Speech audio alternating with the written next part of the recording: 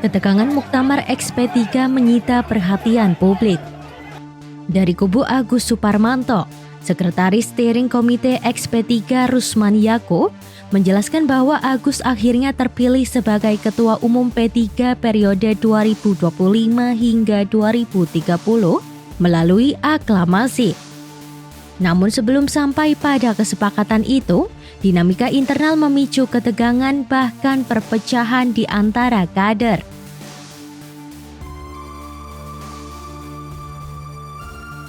Sidang paripurna 1 yang dibuka Wakil Ketua Umum P3 Amir Uskara menjadi awal kericuhan.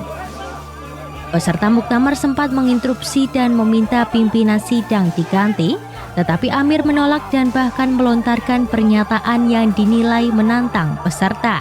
Namun Pak Amir sama sekali tidak menghiraukan dan memberi kesempatan untuk peserta mengungkapkan pendapatnya. Muktamirin mengungkapkan keberatan atas kepemimpinan sidang yang statusnya adalah ketua tim pemenangan salah satu calon ketua umum dan meminta sidang dipimpin oleh ketua SC dan sekretaris SC Muktamar namun tidak diindahkan.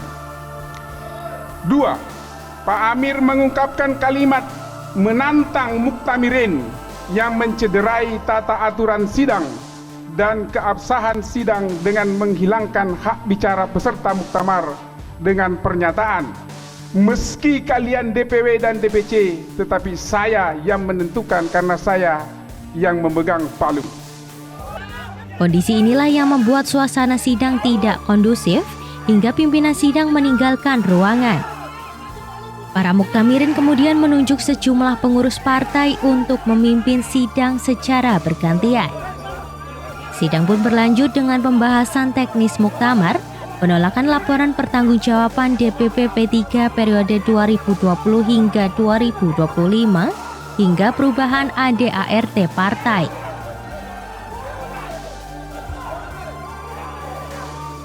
Pada proses pendaftaran calon ketua umum, hanya Agus Suparmanto yang mendaftar dan dinyatakan lolos verifikasi. Seluruh DPW dan DPC di lokasi pun menyepakati Agus sebagai ketua umum terpilih secara aklamasi. Pimpinan sidang menerima pendaftaran calon, memverifikasi calon, dan hasil verifikasi hanya terdapat satu calon yang bernama Bapak Haji Agus Suparmanto.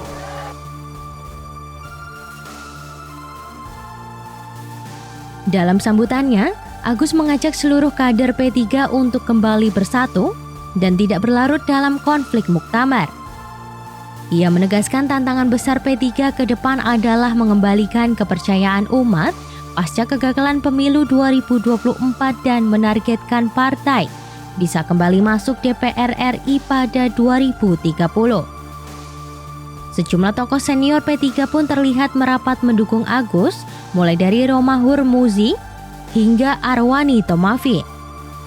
Dinamika ini dialami oleh semua partai, bahkan juga ormas.